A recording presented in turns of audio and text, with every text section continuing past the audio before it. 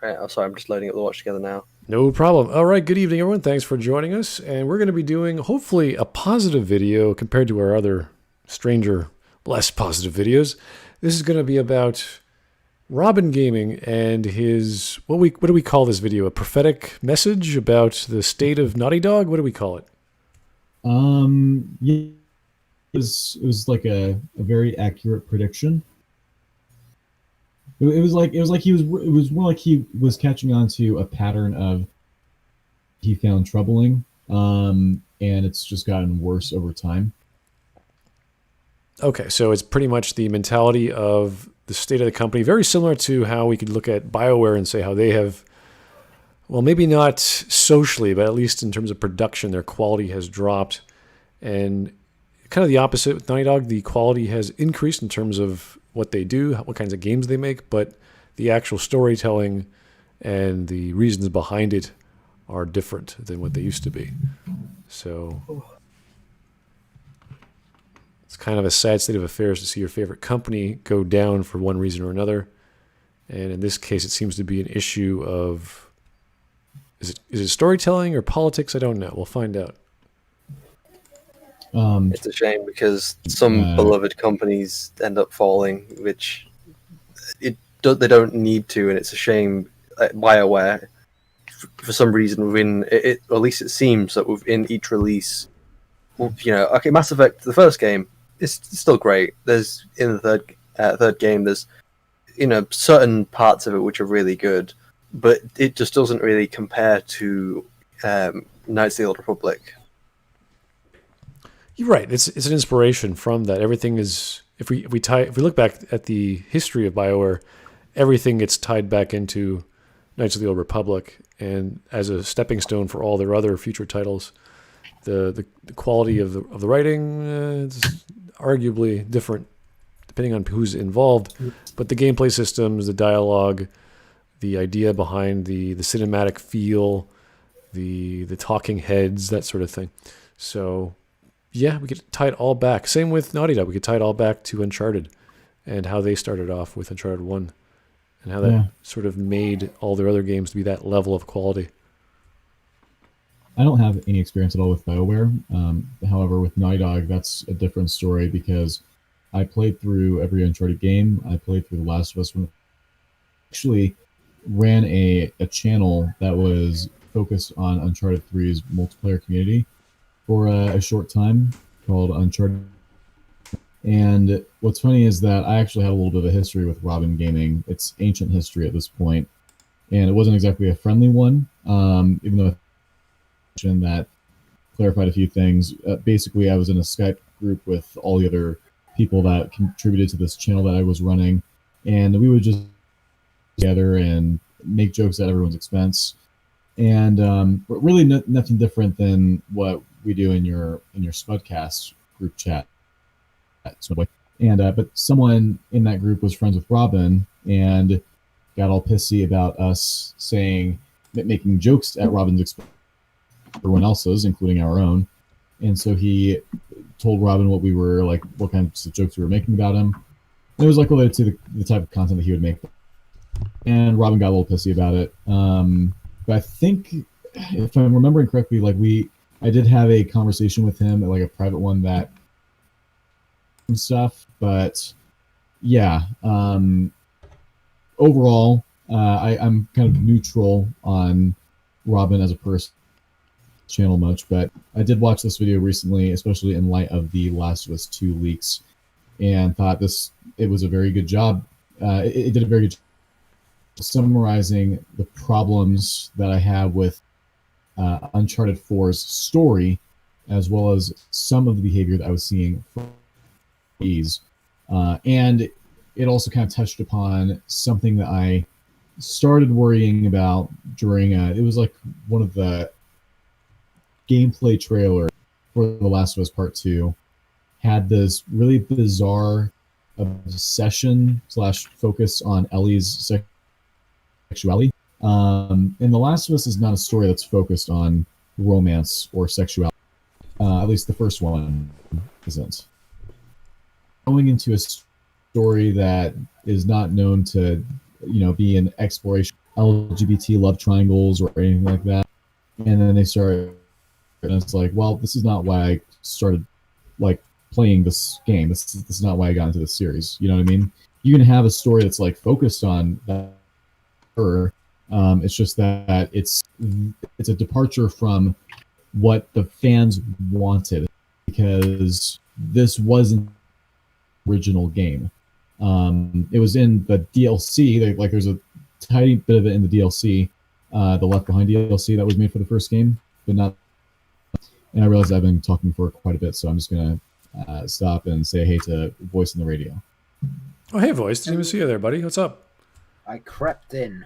Okay. Sneaky, stealthy like. Right. He's Batman. Yeah, I'm Batman. Hello, Southpaw. It's been too long since we spoke last. It has been too long. So it's good to chat. Good to chat again. By the way, Smud, apparently people are saying I'm cutting out a lot again. Okay, let me try You're not switching cutting out servers. too much. I think it's probably just best if you switch to the server which is closest to Southpaw.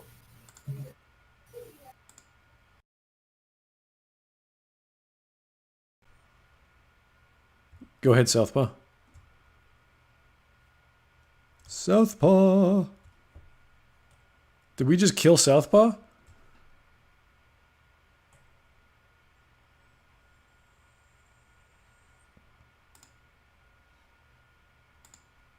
Hello? I can't hear anyone.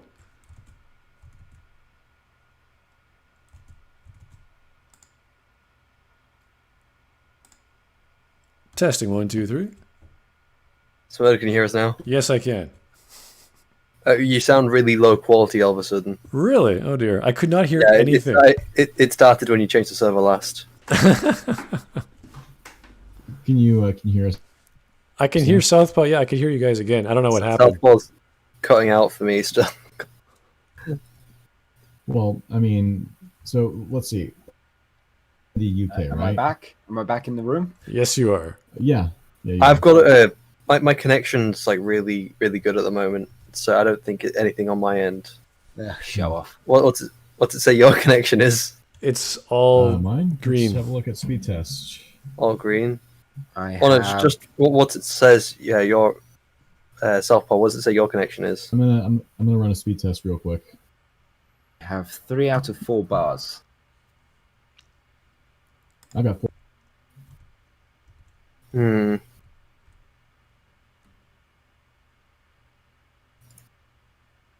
We can hear you. Just you cut up here and there. It's okay. It's legible. We can hear you. All right. Let's get started. I've been a massive fan of Naughty Dog for almost a decade now. I still vividly remember that excitement I felt being just 14 years old and playing through Uncharted Drake's Fortune for the first time. Every day I'd come back from high school, and it's these kinds of games that would allow me to escape reality for a while, not having to think about my real life issues, but sit back and take on amazing adventures. Not only is Naughty Dog responsible for creating some of my favorite games, I genuinely feel thankful to them for making a part of my own success possible. Uncharted was the franchise that truly got me into gaming, the reason I created this YouTube channel. I've had friendly conversations with some of Naughty Dog's former employees, even got to interview them for one of my videos, and through Uncharted TV, they gave me the boost I needed in the early days to grow on this huge competitive platform that is YouTube. All in all, it's safe to say that you wouldn't be watching my videos if it wasn't for Naughty Dog. But Naughty Dog today is a very different company from what it was 10 years ago. A vast amount of people, including many... Right now. Is he there? Okay, so for the half of a minute, I wasn't hearing any audio, but I'm at 1 minute and 8 seconds now, and the video is playing fine. Oh, okay. So, Yeah.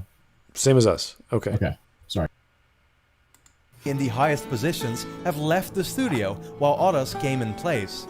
Now, I'd argue that didn't have much of a negative impact though. They're in a better state than they've ever been. While their games are now of a level of quality that is close to unmatched, there's also another trend that has been on the rise. Certain ideological driving forces have become a bigger part of Naughty Dog's games as time has passed. I've long contemplated whether to make this video or not. See, I myself have been wanting to speak about this situation for quite a while now, because I also feel like it's something I need to be more open about. But it's such a loaded topic these days, and sadly I see most people looking at it like there are only two sides of the spectrum. Either you support it or you don't, and no matter what, you'll get some judgmental terms thrown at you from people who believe themselves to be on that other side. Speak up about it, and the ease with which terms like SJW and beta male are thrown at you on one side, but also homophobe and sexist just as much on the other, is absolutely astounding to me. All I of think these that's fair. Yes, this is the internet. Yeah, I totally expect it. There are extreme parallels to each side. Yeah, it's like, yeah, Neither nothing right. against it. He's right. Neither It's like, yeah. Neither inherently conducts themselves with more decorum than the other. It's just more important to keep in mind that you don't judge the other side by the certain people with extreme beliefs. Like, I don't judge the left based on the extremist beliefs of social justice. It's like I don't base my idea of the right on the, the racist, sexist alt-right that is very real.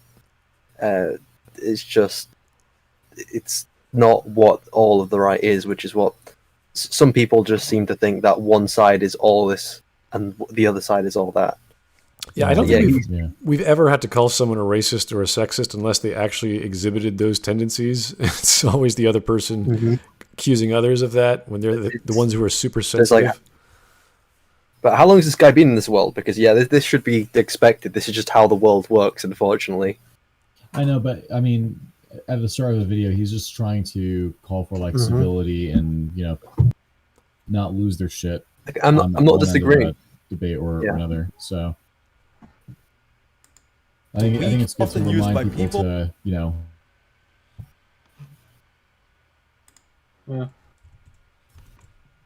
yes, this video is from 2017, I believe. Wow, it's so before everything that happened with it's Last of either Us 2017 or 2018. Let me double check real quick. it should be 2 years old. It should be not 3. 3 years is a bit too much. Yeah, 3 years, because they announced the Last of Us Part 2 at the end of 2016. So let's Naughty Dog agenda. Let's see. He posted this around. Oh, it said it was 1 year ago. Posted, which was July 1, 2018. So almost 2 years ago then. All right. Before who simply don't want to, completely fell or to shit. more likely aren't able to, come up with a legitimate counter-argument. I have no doubt in my mind that after posting this video, I'll get called certain names too. But I'm done being politically correct, to step away from the discussion on my channel out of fear for what others will say. I have great faith that almost all of my viewers, those of you watching right now, are respectful human beings. You can listen to both sides of a debate, and even though you may not always agree, that's fine. You understand that there are those who hold other opinions. It's really that simple, and I guess I shouldn't make it a bigger deal than it actually is. So, let's get into it. Okay. So I wanted to learn more about it on my own. So Oh no. I started reading some of these books. Yeah, so this is the What? this guy is the director of The Last of Us and The Last of Us Part 2. I think that is he the president, Neil Druckman? He is like running the show on The Last of Us Part 2, basically. And he's the one that's been putting this girl power shit into Uncharted 4, Last of Us Left Behind, Last of Us Part 2, that kind of thing. We're seeing basically footage of him doing some speech, conference, whatever, talking about what a great male feminist ally he is, and virtue signaling about how he is going to be a game developer that really makes a difference in the gaming industry for women. You imagine that have only to do with the people working behind the scenes, not the content of the story, I would imagine. Yeah, it really, I would say, self-righteousness, because it feels like he's sort of talking down about how other developers depict women in games, and I think about him. See, this is what's great about me by comparison. Yeah. The industry is doing this. Well, I'm doing this. Aren't I much better? Yeah. Well, it's funny that you mentioned Smudboy, that it should matter more about how he is behind the scenes, because Uncharted had a... She's the one that created the series, I believe. She wrote the first 3 games. She also had written the original script for the 4th game. And Amy Hennig had gone public in saying that she thinks that this the claims about how the video game industry is so sexist against was exaggerated, and saying that she got her opportunities handed to her by men. Like, men gave her the opportunities to get to today. That there wasn't some barrier, like some artificial barrier against women. An artificial barrier blockage, if you will. Yes, but some glass ceiling for women in the gaming industry to have to break through, and entirely clear what it was that led to her being ousted. But whatever it was something that Druckman and Naughty Dog had her sign an NDA over. Marriage, Naughty Dog, and she cannot disclose why she was ousted, which is very suspicious to me, especially given Dog employees have been acting, how they've... there was this thing that a follower of mine sent to me where I think one of their developers said something about how, like, he doesn't want... you know what? Sorry. Before I possibly... You guys can continue. I'm going to find the quote myself. It's not going to take too long. I just have to dig through my mentions. Mm-hmm. Sure, no problem. We can keep going. I had nothing to say. Sure. And whether we want to admit it or not, these are role models. These are not role models. These are video game characters. No. These are fictional characters. They're side characters. Yeah, one's in a fighting game. I don't even think they have a main character in that game. Yeah, well, one's from Dead or Alive, one's from Halo, one's from Metal Gear, and not all characters are like what did he say they were? Here, what was heroes or icons? That's it. Like, good characters, or at least just characters in general, don't have to be inspirations. Let's pull one out my ass. Let me think of just a character. God, my mind's gone blank now. Sonic's not really supposed to be an inspiration, is he? He's just a fun, lovable character. No one thinks, oh, I want to be a hedgehog because of Sonic. You can go to characters like, Fireman Sam. It's like, sure, he's an inspiration to kids. I remember when I was a kid myself. People. Yeah, he fights fires, he saves people. It's like, oh, I want to be a fireman when I grow up. Yeah, it doesn't work that way, sports fans. But yeah, so there's certain characters can be inspirations, but this is not necessarily. These characters are not necessarily inspiration to little girls, especially since one of them is like in a fighting game which is aimed more towards adults. Another action game which is aimed more towards older audiences, and a video game that's based more towards teenagers. Yeah. So I've posted. I found the tweets that this Naughty Dog dev apparently sent. This is a guy named Boone Cotter. The tweet in the chat here, but he says, if you're so socially and culturally inept that the option to play a video game as all worked up in a frothy nerd rage, my name is Boone. I make games, but not for people like you. Your kind is done, mate. Do everyone a favor and embarrassing. The most cringeworthy aspect of all of this shit is the ridiculous narrative that game developers are all held to ransom by the oppressive chokehold of the W agenda. Truth. We actually want to make good games, inclusive games, games that disregard your toxic gamer bro bullshit.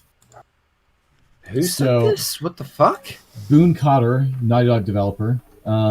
So what I would just like to say to this is this is fuck you, man. Your audience 101. Even is because, for one thing, I don't think that people were protesting the idea of playing a video game. I don't think gamers have ever had that issue, considering the success of games like Metroid, Tomb Raider, Horizon Zero Dawn, number of games where it is possible to play a woman, or that's the only option even. But plenty of other games make it an option to play as a woman. We'll take that option to play as a woman. So, and I had no issue with the idea of playing as Ellie in this. Like Ellie, I liked Ellie from the first game. Of course, I preferred playing Joel in the original game because when you're playing Ellie in the first game, and she's not as Joel is, and she has to, she has to approach conflicts in a very different way, stealth and everything. And you're a lot more as opposed vulnerable. to rushing in with a brick that many people do enjoy doing. You can't do that with Ellie, but with Joel, exactly. Making Joel, for those people who like punching people in the face with a brick, it's more enjoyable. Of course, I'm going to enjoy playing Joel more, but I still did like playing Ellie. And when I was 2 was announced, and they said, "All right, you're going to be playing as Ellie. She's going to be like 5 years older, so she'll maybe know how to swim this time, and she'll be better at fighting." And all that was the stupidest thing of that game. I can't swim. It's like, really? I've been with you for a year. Joel hasn't taught you to swim. Yeah. Also, it's like if you maybe I'm just, I don't know, maybe I'm talking from inexperience, or at least inexperience of people who don't know how to swim. But surely, like, can't you just move your arms about and you'll float? Or hell, just breathe in. Humans just float generally. You just exert some kind of force, and you're going to be able to move.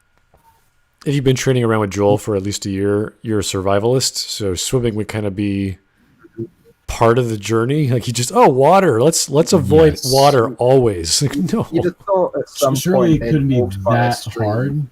Yeah, at some point they would have walked by a stream and Joel would have just gone, you know what, fuck it, I'm going to teach you how to swim quickly. Your hands, I'll keep you from drowning, I'll This will save your life, Ellie. This is not an Assassin's Creed gameplay option where if you touch water, you die. It's just like, they fixed that in the second one, but still, it's like, okay, yeah, maybe she probably learned how to do that. They didn't want to implement it. It was a story thing. It's like, okay, yeah, you could doggy paddle. Come on, let's get over this. But it's never used. It's just mentioned. It's like, yeah, you can swim, but you're not gonna because you suck at it or whatever. You make a lot of noise. Yeah, and the Left Behind DLC for The Last of Us 1 was very popular. Now, some people reacted negatively to Ellie kissing, but she was apparently interested in Riley. Because the previous context that we had for her relationship with this chick was she referred to her as a friend. I personally don't have an issue with this kiss because, like, okay, so she's referring to this person as a friend because she doesn't want to her romantic feelings for this person who's died. Like, that's something I can understand in universe, even if you could consider it a retcon. Like, maybe it isn't. Either way, I don't care that much. But it's so strange that they think that people's problem is a woman. Again, when the game was announced, everyone was excited. It had actually one of the coolest announcement trailers I'd ever. Like the first 30 seconds. The first 30 seconds, you don't know what it is, and then you see the Firefly logo, and you hear everyone freaking out because they know next. And then they hear Ellie's voice, they're freaking out. They see Joel, they're freaking out. It was an amazing trailer. Everyone was excited, and I remember thinking, possibly fuck this up. And well, 3 years later, here we are. And yet we sexualize, we objectify, we marginalize, and we reduce these female characters. How are we marginalizing women for being attractive? I never understood what's the problem with making women look good. What's wrong with making men look good, or dogs, or birds? I would refer to all the comics with Nightwing. If you ever read a Nightwing comic, you know exactly what the fuck I'm talking about. This is the same company that designed Joel to be like yummy, hairy dad simulator to appeal to younger women. He's the butch, gruff, hairy father figure. Yeah, like- there's nothing. It's like, yeah, you Mysterious shouldn't past. exclusively just have he's got a attractive gentle people in your heart. games, sure, but it's not exactly like a bad thing. It's not the worst thing in the world to have an attractive person. And plus, like, I never understood the idea is that if something's attractive, it means you're objectifying, because there's a big difference between treating someone as an object and being attracted to someone. Like, it's a huge disconnect, because the whole idea of objectification is that you're saying that you are treating someone as an object, or at least an object of sexual lust. But then Perhaps.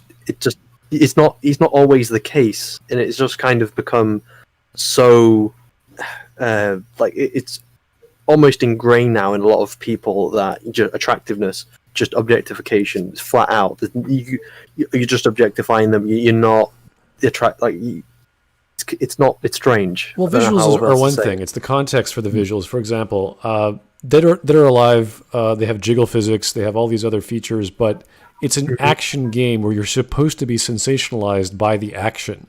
It's not, oh, look at this hot chick I'm beating up. It's like, no. Look at this opponent. Look at this cool move I'm doing to attack them. That's same thing And with the men are also attractive. yeah, same thing with Mortal Kombat and Street Fighter. It's all these amazingly looking characters doing crazy things violently, not for the sake of titillation, but to make it look good because it's flashy.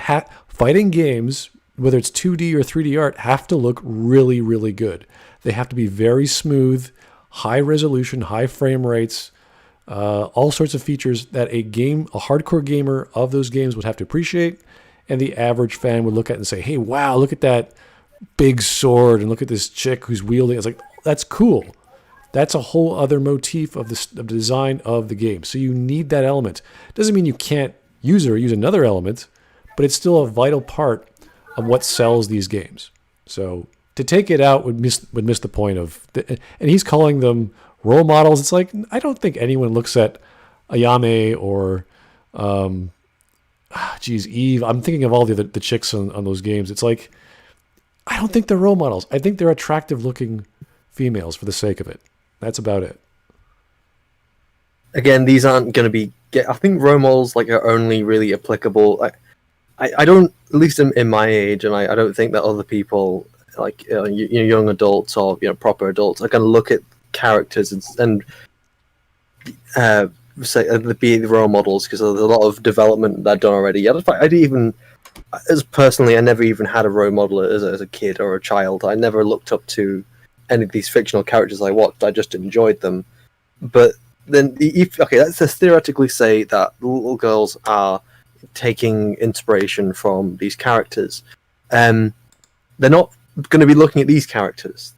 Little girls do not play these games. In fact, girls, especially since these games are aimed at older audiences, you probably shouldn't be giving Halo or Dead or Alive or Metal Gear to someone who's 9 or under. Not even maybe when they're 14, when they've got a little more development, and that's usually the time that they don't need a role model. Yeah, it's really strange to see these games being used for the. Won't anyone please think of the little girls? Think of the children. And there's plenty of women and girls in these games, and you could say they're objectified, but they're not sexualized. Like Sakura and Makoto and other girls from the Street Fighter series, they're comic book-like characters. They're kind of supposed to be that way. And it's... Wait.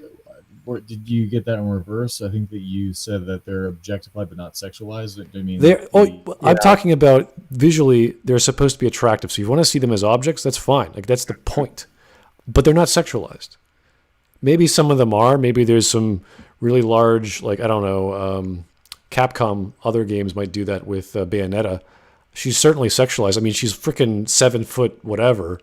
She's magical. She can fly in the air. She has guns on her feet. I mean, it's over the top. Someone over the top might have exaggerated features. Gee, who thought that would be a thing? So Sure. That's the point. Again, we need these elements. If you imagine if Bayonetta was not over the top, if she was just a little girl, you'd be like, okay, fine. It's weird. Well, I just get this whole speech that I said Cuckman. Wow. Sorry, someone in your chat is calling him Cuckman, and it's putting that name in my head. The speech that Druckman is doing, where he's like, we marginalized. It's like, it's so, I don't know, self-flagellating and guilt-trippy and self-righteous in a sense. Like, it feels like he's just preaching. Yeah, manipulative. He sees these women, and he puts the lens of feminism, or what do you want to call this lens that he's using? I don't even know what to call it. Simping? I have no idea. And he goes, "Uh-oh, these are objectified because they're attractive." It's like, no, they're attractive because they want to look good, because we want to appeal to everyone and say, "Oh, I want to pay attention to this person. What are they saying? What are they doing?" You see, there's so many like really fuck ugly male protagonists in games. I'm being sarcastic. There's in games like we don't have like generally just we don't have unattractive characters. I looked at Nathan Drake and I was just like, ugh. Actually, no. There's actually something funny to add. In Uncharted 2 and Uncharted 3, there's multiple skins that you can unlock. I think in the same you can unlock different like clothing options for Nathan Drake, and you can even like pick a skin of a different character to in the story after you complete it.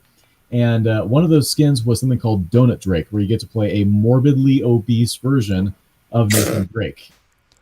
Uncharted 2 and 3 had, but Uncharted 4, which was, all Neil Druckman, that was without Amy Hennig's involvement, and that was when he was the game. He decided to nix that because he decided that it was offensive to fat people. The thing is, when it comes to it just goes Spitfire, I point out. Yeah, it's like there's one thing that it just reminds me. So attractive women is the disgusting male fantasy, and also a good attractive men in video games are also a male fantasy, because can it work the other way around?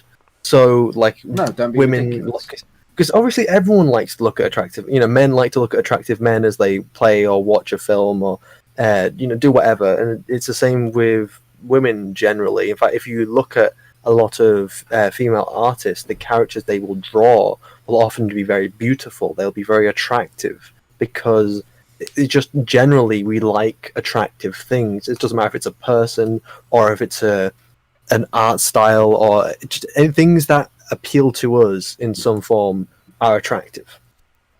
So it's not just a fantasy thing. Even if it is part fantasy, men like to look good, so do women, which is why some of these attractive characters, like no one goes into so for example, my ex went in and played Mass Effect. She spent all this time crafting a very gorgeous looking character, because women too like attractive females, at least playing. You can, if you want to, you can say, oh, it's the fantasy that they want to look good. Sure. But it's not. This fantasy isn't one way. It's not only men who like attractive things. It's everyone. It's just in our psyche. Okay, we could chalk this up to just third wave feminism, and that's immediately what he turns on when he looks at women. That's fine. It's a lot less than they can be. So while working on The Last of Us, I had this secret agenda. This is a small clip from a presentation that was hosted by Neil Druckman back in 2013, a few months after The Last of Us had just come out. In it, he openly talks about his thought processes and the many goals set out for the game. One of the biggest ones being related to this agenda he speaks of, which is to create one of the coolest non-sexualized female game protagonists. Now, this is in response to what he noticed as a game developer, that many of the female roles in all entertainment, from movies to video games, are being portrayed in stereotypical ways, focusing on their appearance more than any other strengths. I think I speak for myself and the majority of regular gamers that we honestly don't mind. We play games to have fun, to experience great stories, and who we play as has never been an issue. If a character is relatable, well written, and I can totally place myself in their shoes, then that's all I could possibly ask for. whether it is Nathan Drake or John Marston, who physically may have more in common with me, or Senua and Faith from Hellblade and Mirror's Edge.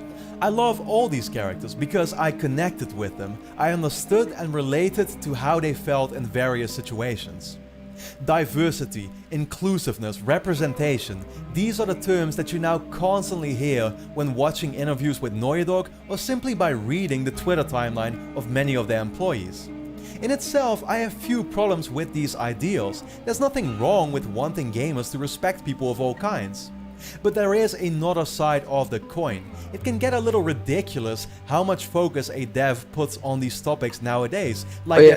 Just because someone might point out a really good thing, yeah, she's not sexualized because she's a child. Mm-hmm. And like 5 years later, that means what? Ellie's 17. 17 to sort of 19 years old. Because how old was she in the first game? Oh, she was 14 in the first game. Well, there you go. Oh, here's a super chat from Zach, the Tism Major. Thank you, sir. Did you see the latest Markiplier video defending the rioters in Minneapolis? No, I did not. I don't watch Markiplier, but that's strange. What a pretentious jerk. It has an amazing amount of likes. So I don't know anything about what was this riots in Minneapolis. Oh, there was a death of a black man by the hands of a overzealous police officer, and everyone's flipping out and destroying public and private property. Good times in America. Good times. Yep, we're pretty fucking far from okay here in America. Yes, I mean you've got the largest amount of coronavirus deaths, and you've got a lot of other shit happening. So enjoy that. Brings out a great point that I actually made in a discussion with I think it was E-Man. Or it might have been Bud. He says it's weird that they want to sexualize a character we were introduced to as a child, like with Arya. And yes, I agree. I think it's strange that as soon as Ellie's protagonist and she's 19 years old, she's of age, they decide to sexualize her because there's a leaked cutscene that shows nude crotch, and it's like, why? This is a character that we were introduced to when she was 14. There's just this weird feeling in me like I'm not comfortable with this. This is it's sort of like from a meta standpoint, it's strange for to focus so much on her sexuality, especially since this is a character which you from the very first start of the game you sort of become the father figure of, at least you're playing the father figure. So I can definitely understand why I'm not going to be playing the second game. I'm not experiencing this myself yet, so I don't know how I'm going to feel about that. But I can definitely understand why some people would feel iffy about that, because it's the way you have looked at this character, especially when playing it. I haven't played the game, I've only watched the cutscene, so I guess I know playing a game and watching a game is two very different experiences.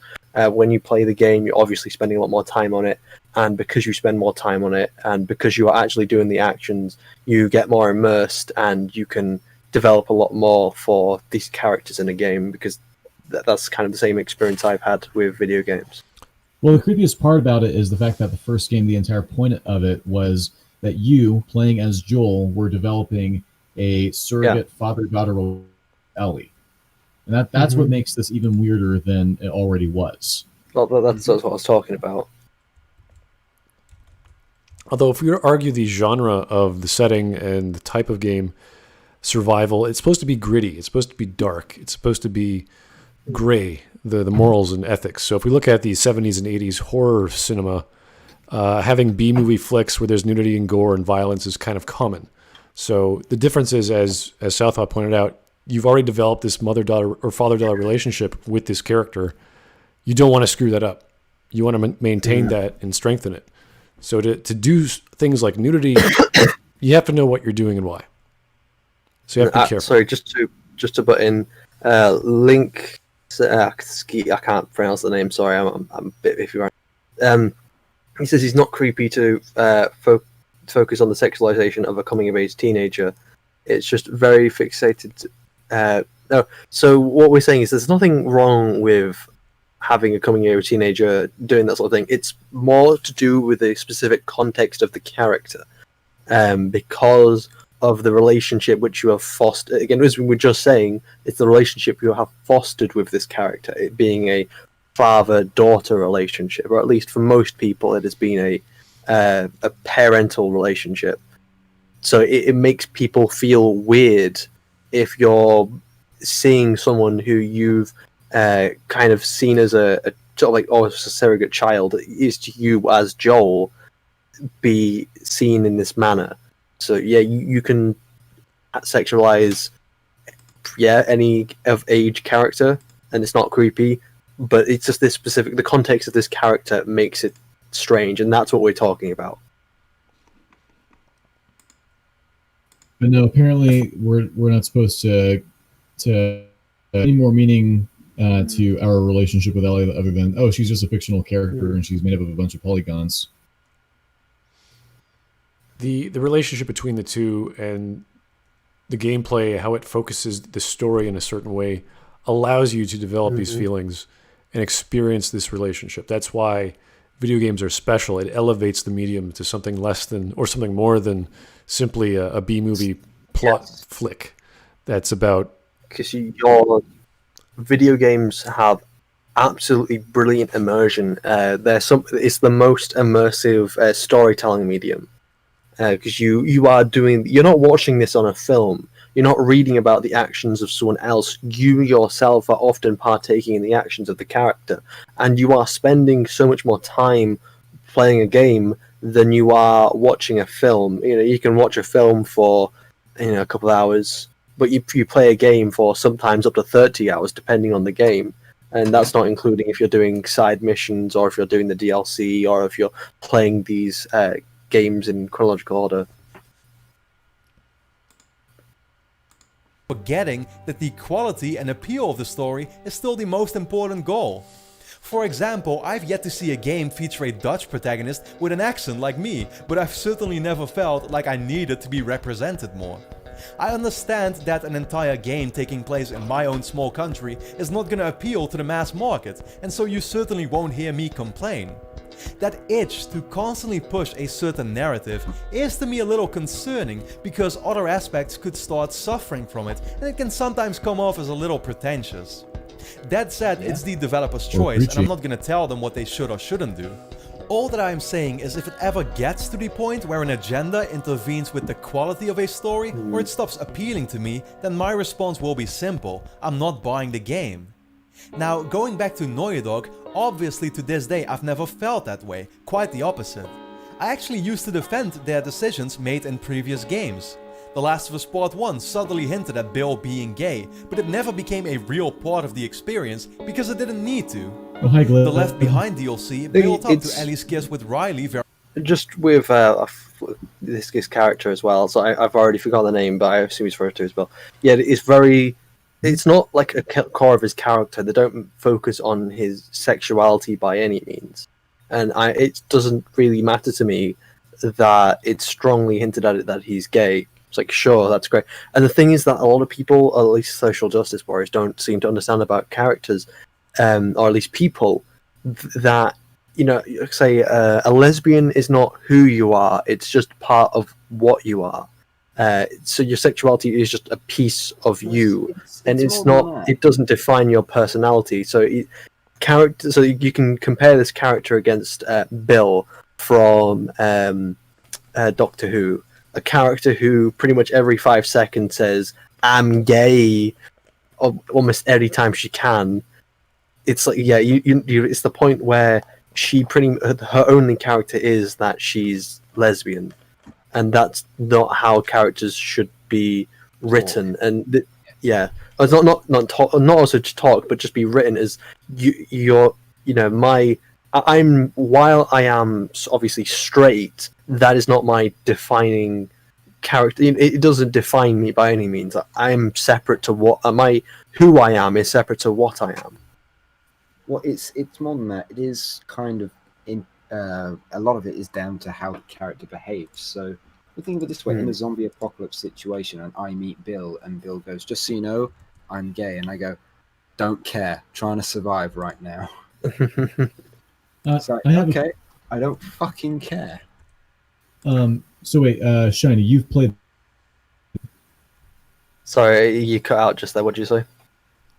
You've played The Last of Us, right? The first one. I have not played it, but I have watched it multiple times. I don't own a PlayStation, so I've always wanted to play it, but I've never actually been able to play through. Oh wait, so hold on. Was there someone else in this call that had played, or am I the only one that's played it? I have played it. Okay, voice. There's a guy in chat saying that and SJW stuff in The Last of Us, it was just way more subtle in 1. Do you want to address this? Because I'm not entirely sure if I agree. Because if the idea that there's a character like Tess, who's a fairly masculine woman, like I don't know what this fellow is referring to, and I don't want to strawman him. I'm trying to find the quote you're referring to in chat. You have to scroll through chat for a little bit. If that is it's from a fellow named Linkensky. Right. Well, if that is the case, I can't remember anything. It's been extremely subtly done, and at that point, I wouldn't even call it SJW. At that point. Yeah, if it's that subtle, I'm not sure I call.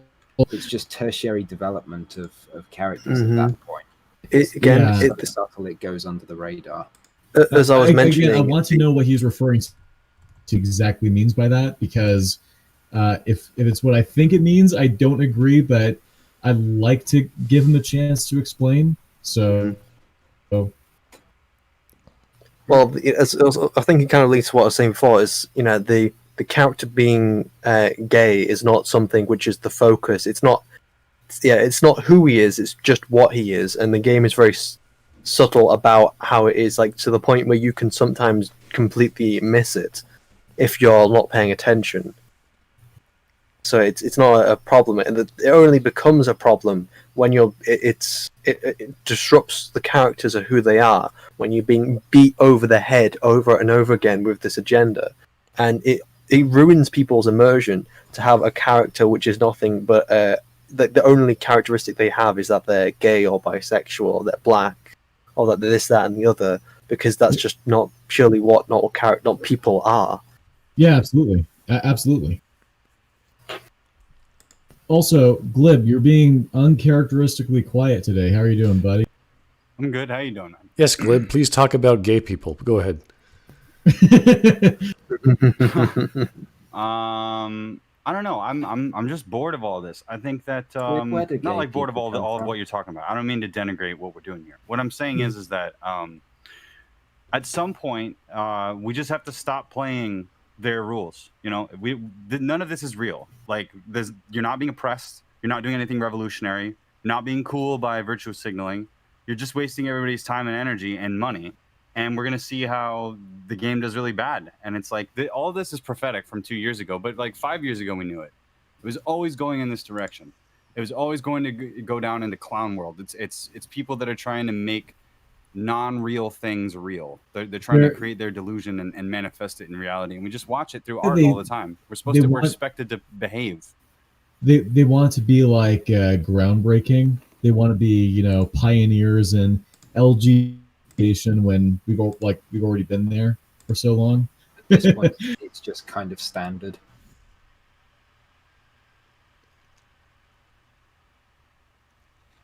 You sound very fed up of a certain political group. Political group. I mean, if there was actual politics involved, it'd be interesting. This isn't about policy. This is about morals. This is about trying to make you a bad person if you disagree with them. I would call social justice warriors an extremist political group, or at least, it's an extremist side. They don't have a political argument.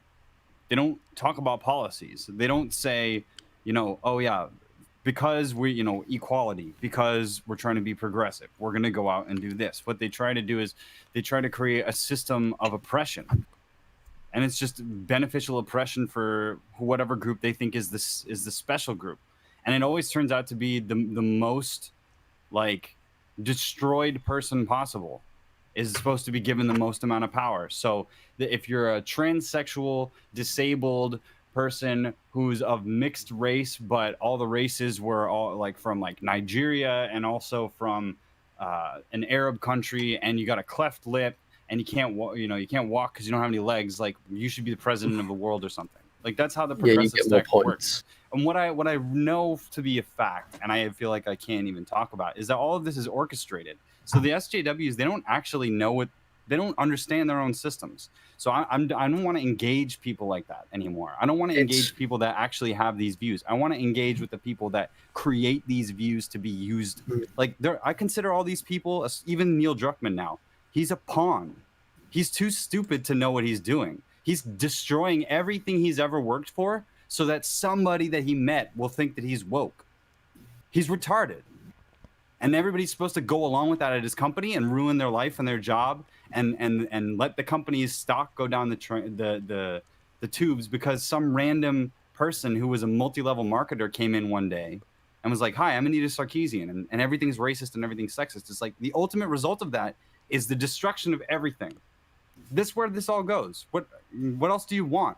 You want everything to be gender non-binary, gender fluid, this, gender that. You want it all to be politically one way. You want it all to be what are we supposed to do then? We're not creative anymore. This is the 1984 world being made before our eyes, and we're supposed to just go, "Oh, I'm some sort of reactionary gamer chud." Somebody just called me an authoritarian capitalist on Twitter because I was asking them why riots were. What was the point of a riot, right? Oh, it's good. We have to make something good. Nothing can ever be just like, this is immoral to do this thing and we're not going to go this far. No, it's by any means necessary, and this is one of those means.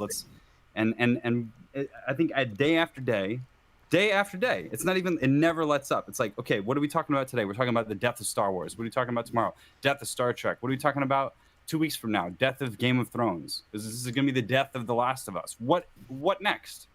What about what's the birth of something? They also killed Toy Story 4. Yeah, of course. I mean, but what it is for me is I hear all the people that I like, that I've met, that I've met them all because of this negative environment that we're in. They're all critics that are all also creatives that want good content, that want to create good content, that want access to the ability to create more good content. And what do we get?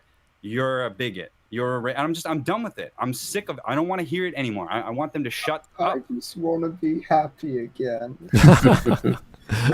The issue that I see is that people want these elements for whatever reason, for whatever agenda. It's like, great, okay, but they see it like a checklist. They see it like, oh, I'm going shopping. Does it have this in it? Then I care. But that's as far as their attention goes. Whereas people like us, we see it as a recipe. It's like, how do you make a romance between homosexuals? How do you tell a story like that? That's a recipe to build something. How does that work well on the screen or on the page? So they don't look at it as a form of quality. They see it as a thing that you have to include. Does your story have women? Are they non-binary women? Are they this or that? It's like, maybe. One of them's a Jew. Make sure that one of them is Jewish. Yeah. One of the quotes that I really love from Avery Brooks is he said that he didn't play a black captain. He just played a captain. And that is kind of very powerful to the idea. Is like, yeah, you shouldn't you shouldn't focus on the identity, what that person is. It's just, Star Trek's in a world of equality, and to the point where race really, it doesn't matter. It's almost never been brought up. But anyway, it's just as I wanted to maybe go over what Glib was saying. Yeah, there's a fellow named Papa G that thinks that I said something about Game of Thrones. I didn't say anything about SJWs destroying Game of Thrones. I said that they destroyed, which they did, in retconning Bo Peep into a generic strong female character number 5,931, and they made the female villain go, "Oh, woe is me. I've never been played with, and that justifies me holding it and trying to extort Woody's voice box out of him. If you just give me your voice box, Woody, I'll give you, I'll release the hostage." Okay, she doesn't like first, and then ask him to, of his own accord, give her his voice box. No, she's doing a quid pro quo thing right here, and then she asks for all the horrible villainous bullshit that she did. She's given a pass because she's a female villain, and she can't possibly, be given a comeuppance like and Sid and Lotso suffered in the first few movies. And fuck, Sid barely even did anything wrong, really, because he didn't know that he would beings. And once he did, he knocked that shit right off. All right, gentlemen. That was SJW influence. What the fuck? Gentlemen, before I know we're getting into a tangent. I know we're getting to a tangent, but I just wanted to. I've been waiting to kind of expand upon what Glib was saying. So one thing that I think it's kind of, at least from my experience, the way I definitely view social justice is it's kind of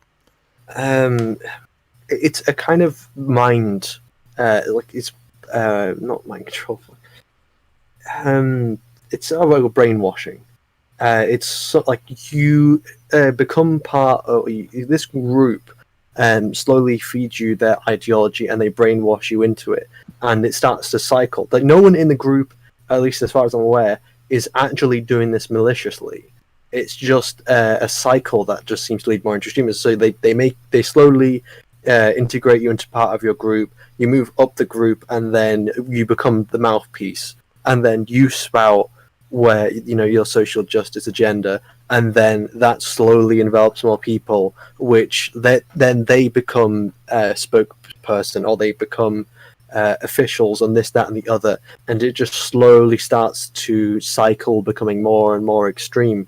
No one in that chain, as far as I'm aware, or I believe, is doing this maliciously. I don't believe it's part of any plan. It's just the fact that this group have brainwashed themselves in an echo chamber to believe certain things. And I sort of know this because I went through this for a time. I was sort of like slowly enveloped and brainwashed in social justice. I used to watch things like TYT. God, I regret that a lot. And Ring of Fire. And it's just the way. I don't believe the people at TYT are anyway malicious. They just have been told these things. They've been mind washed. Then they believe this, and then they spout it on again. And it's just a shame that then it leads into these more extremist beliefs. All right, we have 2 super chats. We're going to go with those and keep going on the video. Here's Mark in 3D. Thank you, sir. Let them go down the drain. Let quality take over. Well, that's the ideal. Let things go their course in the marketplace and let better products come out. That's how it goes. It should go. And here's Tyler Preston. Thank you, sir. This is why I absolutely loathe the She-Ra reboot. The product's quality is never put in thought, but instead superficial traits that mean nothing. You know what? I haven't watched it. I can't really say. The video we looked at was kind of strange, to put the least. But yes, not too many people were happy with it, aside from those who were praising, was it lesbianisms or... I don't know, just a lot of isms, a lot of things about that show that we looked at and went, why is the color palette this way? Why are the characters this way? Why are there so many women? Why are there so many androgynous characters? What's going on with the plot? Why is there a flying unicorn that wants to destroy hierarchies? It was just a very strange depiction. And other people in the chat said, no, this is just part of the show. There's normal people. There's heterosexuals in there, but they don't really focus on that. It's like, oh, okay. Thanks, showrunners, for focusing on the women, or the feminine men and the masculine women and all those other elements for some reason. Anywho. Very well, and it helped flesh out a character just a little more for that small additional story content. A lot of people had a problem with Nadine in Uncharted 4, and I found those complaints understandable, though they personally never bothered me so much. Sure, she's another strong female character who leads a whole army and gets to beat up Drake in a sequence where you pretty much can't fight back. You could also argue that had Rafe led this army and Nadine was out of the picture, the story of the game practically wouldn't have changed, and so Nadine served little purpose. Again, I understand these... Sorry, I wasn't able to pause it.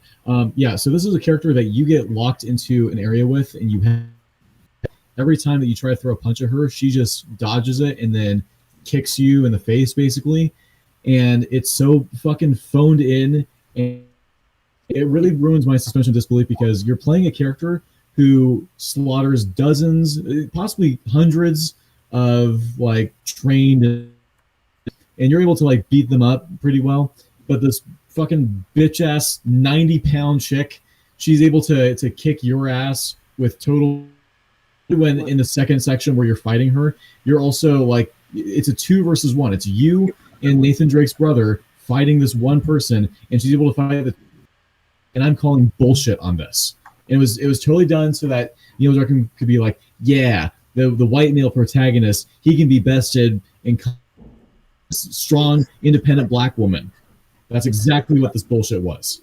Well, it's kind of weird because from a gameplay perspective, it's basically giving you no input whatsoever because everything you do is futile. It's one of those locked sequences in a video game, and there's ways to do that, but you've got to feel like you're actually making some headway before, you know, the supervillain pulls out their level 20 thunder knacker clackers and kicks the shit out of you. You need to feel like you've gotten to a point where you've forced their hand to sort of take. And what kills me is she then like she completely escapes. She completely escapes. By the way, she doesn't get like killed off or defeated in any capacity, and then she goes off, and then she has an adventure with a character from the previous couple. And she's like one of the 2 main characters of the spin-off, the Lost Legacy game. So it's like they took a villain from one of the previous games. Like, let's say that you have, I don't know, Lazarevich from Uncharted 2 doesn't get killed off, and instead he runs off and goes on an adventure with Cutter from Uncharted 3. Like, what kind of bullshit is this? You're a villain. You run a paramilitary organization that is responsible for war crime. To suffer any comeuppances for what you've done throughout the whole game. Interesting. Very interesting. The concept of villains being protagonists or teaming up with the protagonist is not uncommon. It's the reasons for why they're doing it that has to be explained properly. And the constant notion that they're going to double cross you or they're going to have some secret plan against you or against the protagonist rather, that is kind of expected. So the ally enemy or the enemy ally is always an element in a lot of stories. It's how it's done, especially when you're talking about video games where it's interactive, where you may be controlling these people. So complaints, but I liked playing through the various encounters and it added an extra element of tension to the game.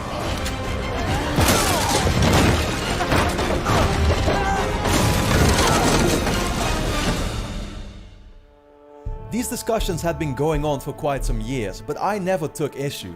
That was until recently when a few problems with Naughty Dog arose for me. It started with a relatively small thing, and that was after the release of Uncharted The Lost Legacy. I remember the months leading up to its release, how I would joke around with some of my viewers and friends of mine in real life that the game would end with Chloe and Nadine in a relationship. It was sort of meant as a joke, referring to the Left Behind DLC, and not for a second did I actually think it would happen. The Lost Legacy was meant to be a small, standalone adventure, all about the treasure hunting, set pieces, and exploring the beautiful locations in India. That being said, we knew the background of both Chloe and Nadine, so it obviously wouldn't make sense, and it's not what anyone was looking to get out of the game. By the time I played it, I forgot all about that. I enjoyed the game greatly for what it was, and a romantic relationship between the two obviously never happened. That's when a few months later, I came to the realization that while Naughty Dog left the topic untouched, against all my expectations, it seemed they actually wished they didn't have to. In December, the company sent out a Happy Holidays tweet with a piece of artwork made by one of its own employees. It showed Chloe and Nadine standing under mistletoe. They look down to the floor with embarrassed faces, and it obviously implies that they're in love with each other. It's probably just a one-off thing is what I thought at first, but it didn't actually stop here. Ever since and up until today, members of the studio are addressing the two as Claudine, a typical way on the internet of referring to a couple these days. But that's not all. They'd constantly share around specific fan art, for example of the two marrying, and I'm sorry, it just rubbed me the wrong way. That's not because I have anything against gay characters, I was fine with it in Left Behind, but because this is so clearly forced and done to indeed fit an agenda and satisfy a specific audience. Both of these characters had Someone several ironically say relationships we. established in the past, Chloe with Drake and Flynn, Nadine with Rafe and Asav. Sure, the counter-argument that the two could possibly be bisexual exists, but it's so irrelevant when you take in mind that The Lost Legacy just focused on a treasure hunting adventure with a completely different goal and outcome. What annoys me so much is just because Noyadok wants to push gay acceptance, something I very much stand for as well, they'll change around characters to fit their narrative. Some people may agree with me on this, and to others it might sound like a small pointless thing to complain about. What you need to understand though is that I am very passionate about this series. I felt attached to it for close to a decade now, and I hate to see it changed just for virtue signaling reasons. But this was merely the start. Look, it's no secret that Noyadok has been inspired by the extreme social justice movement that we see today. Neil Druckman is a very big fan of Anita Sarkeesian. He's praised her work and even handed her an award for it, but I'm pretty sure that alarm bells will go off for many of you just hearing her name. She's far from someone I would look up to, that's for sure. She's a person who loves nothing more than to accuse gamers and game creators of sexism, racism, homophobia, and all the other judgmental terms that you can find. Here's a super chat that sort of matches what we're talking about here. Spitting straight truths here. From John Doe, the average Joe. Why haven't SJW types cuckmen ever consider handsome, physically fit as a positive influence? Nathan Drake was one of my many workout inspirations. Well, because they hate everything that the white man stands for. Any white, cis, male, gendered, whatever they want to call people of a certain denomination is bad. So if white guys like attractive women, that's bad. If white guys like buff guys, that's bad. If white guys like puppy dogs that are really cute and adorable and they just want to be loved, that's bad. It doesn't really matter. Anything that's of their enemy or they consider an enemy is bad, and they have to demonize it. All goes back to white men being racist, sexist, homophobic, transphobic, just the rest of the... Well, but I just want to point out, what is this on the screen? Like, Zelda in, like, Link clothes, and, like, the Princess Peach in, like... Okay... It's Anita's crap. That's not forced at all, Anita. And there are plenty of games with you playing as Peach and all the other Nintendo characters doing exactly the same things. They've done that for a while now. They've done that since Mario Brothers 2, so it's not a unheard of thing. There's also stuff like Smash Bros. Sorry? It's some stuff like Super Smash Bros. And everyone always seems to forget Samus as well. Oh yeah, huge the thing property. Is, just here though, it's forced and it's so obvious about like the agenda behind it. It's almost like what's the term? The way it's talking about guys. Is that the average person does not give a shit about any of this. We don't care. We don't give a shit about gender, race, sexuality, whatever. We just want a good fucking story. And you can make a good story starring a independent lesbian, okay? But it needs to be a good story. But they're not focusing on getting us a good story. They have to degrade white men. They have to take the characters that you love that are usually white males because most protagonists at one point were white men. So they have to take every franchise that a white male was a protagonist in, and they have to drag those white men down, and they have to prop up a woman of color in their place. Oh yeah, I was describing Terminator: Dark Fate instead of The Last of Us, but the point still remains. It's not based off an actual creative idea or a sense of unity. It's based off disliking something else. Exactly. She was never a gamer, and a minute of research will make clear that she represents the complete opposite of tolerance and freedom for gamers and creators to decide what to make and what to play. This is simply worrying to me, and the more I hear about The Last of Us 2, the more I fear that Naughty Dog is about to go overboard with this stuff. There is already an overemphasis on female characters that is becoming more and more visible to me.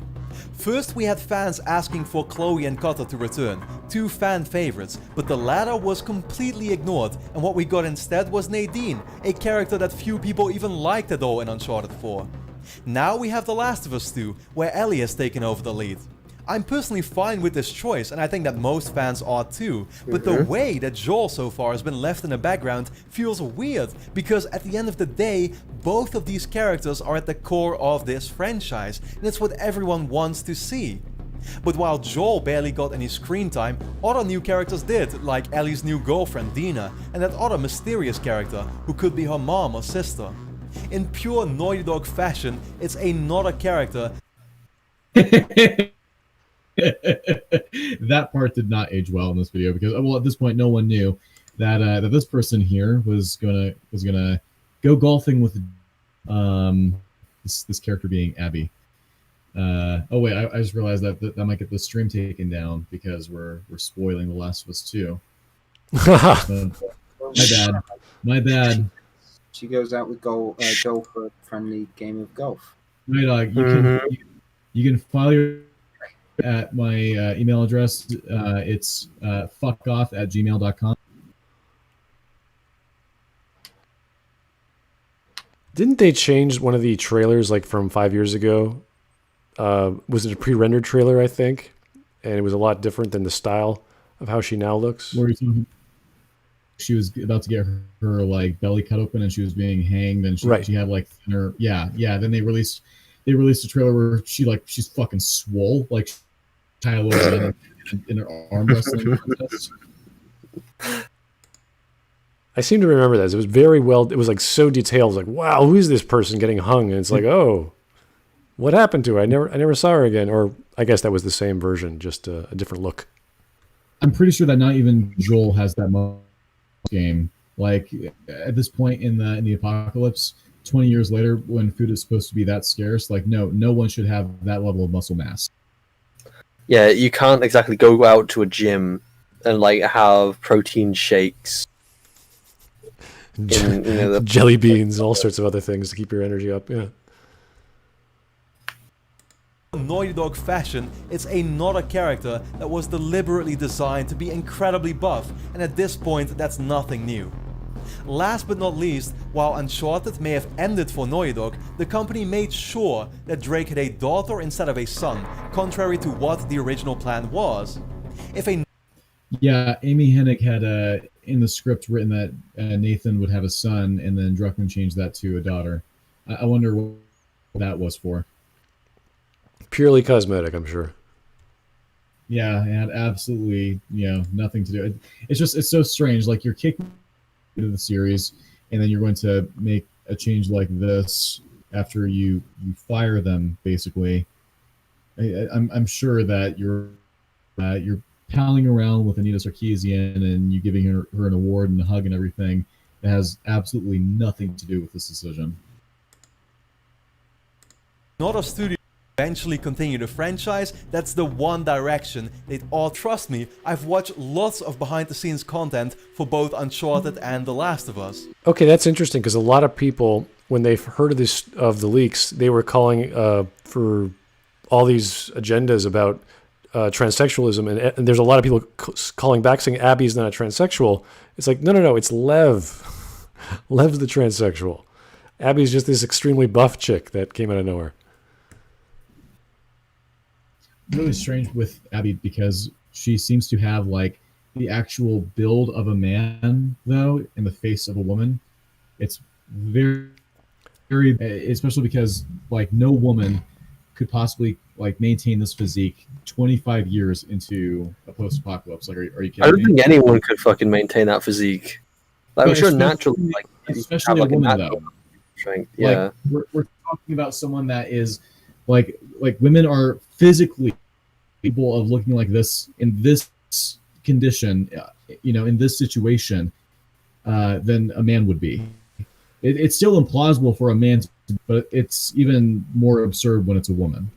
There's a fun little meme I found. Someone put the picture of Abby, I think when she was sleeping, in a face gen detector. So I don't know which one. There's about 4 or 5 of them online, and it detected the gender. It called him a male, or called her a male, which I thought was funny. So. Wait, what? Really? Yeah. Oof. I should probably do that. I have a few photos. I should probably just throw it in to see if it can detect it.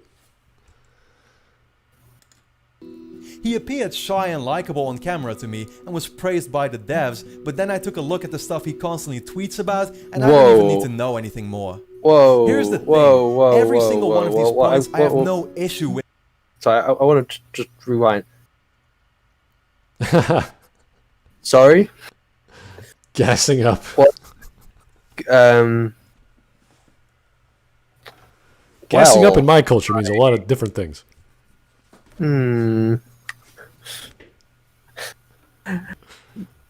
I'm not quite sure what to say to that other than oof. Okay, let's see what else. Nice. Oh. Nice. Well, It's very interesting how this person is able to continue working at you. You switch a couple words around. You say something like, stop gassing up Jews that have no talent. No disrespect to my exes, but I'm not black people anymore. You tweet that, you're out. You have no career anymore. If I said I'm no disrespect to my exes, but I'm no longer dating black people. Imagine if I said that, if like in the future when I'm working in like a visual effects field or in gaming or whatever. Yeah, but what you're really missing is the blue check mark, and he wants to ban Nazis, guys. That's really what it's all about. Remember, white men are the oppressors that are in power, and they abuse our power, right? And yet it's acceptable about white men. Straight is not the default sexuality. I don't know. Let me look at I'll look at history, and I'll get back to you on that. This is great. Chart, and I'll have a look at ratios and proportions, and I'm not quite sure that pans out. I'm not sure that checks out. It's like, okay, yeah, there are people who are of different sexuality. So yeah, I get that. I have no problem with that. But usually the default is straight because that's how procreation happens in nature. It's like, yes, you can in nature have species that will look. Or say, for example, I think there's some birds that if there is an egg which had lost its parents, like the two of the same gender will come to look after that egg or that nest. Or like say if the mother passes away, and then there's another male that comes along and takes the role of the mother to look after the eggs. It's like, yeah, but that is still not the default. It's like, why does the quotation marks default even matter anyway? It's like we're talking about individuals here. We're not talking about like it's some kind of rope. Like it's something that'll change. Fuck this anyway. What's the next one? This person seems very angry. Well, not only angry but also extremely racist. Racist, sexist. If you went up to someone and said these things about black people again, that would be the end of your career. There'll be no coming back from that. You'd be banned off all platforms. Rightfully so, I might add.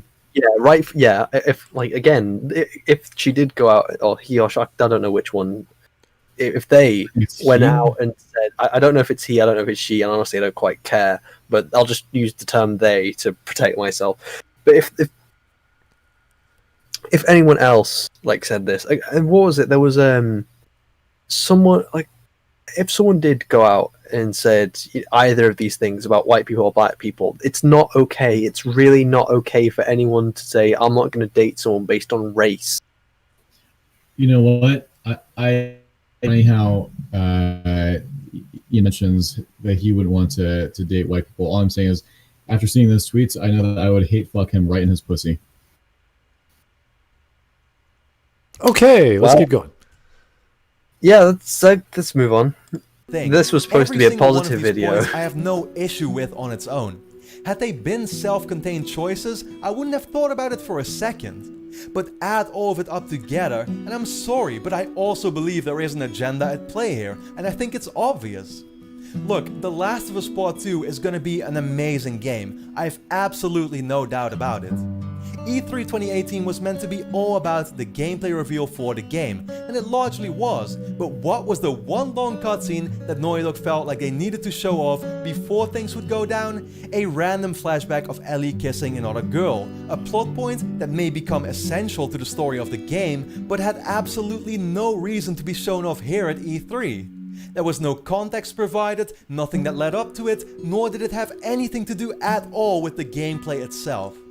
But speak up about finding it an unnecessary addition here and you're a homophobe. Speak up that you'd rather had Joel remain as the playable character and the game wasn't made for you in the first place.